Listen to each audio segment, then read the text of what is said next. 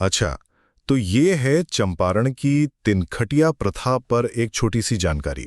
कभी सोचा है आपने कि चंपारण के किसानों को अपनी ही जमीन पर नील उगाने के लिए क्यों मजबूर किया गया? मतलब ऐसी क्या बात थी जिससे उनकी हालत इतनी बिगड़ गई?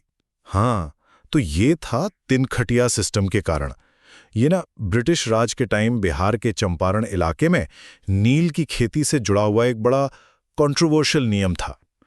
तो पहली बात, ये सिस्टम था क्या?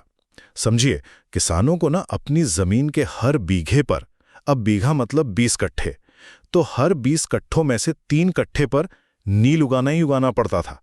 कोई मर्जी नहीं, बस मजबूरी। और दूसरी बात, यह सिर्फ कोई खेती का नियम भर नहीं था।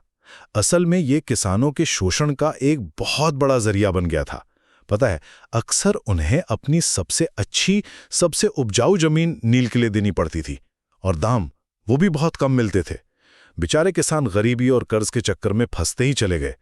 तो एकदम सीधे शब्दों में कहें तो तिनखटिया का मतलब था जमीन के 3/20 हिस्से पर नील की जबरदस्ती वाली खेती, जो अक्सर नुकसान ही पहुंचाती थी।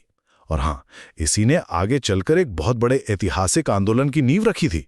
इतिहास की ऐसी और भी जरूरी बातें अगर आप आसान भाषा में समझना चाहते हैं तो हमारे साथ जुड़े रहिए, सीखते रहिए।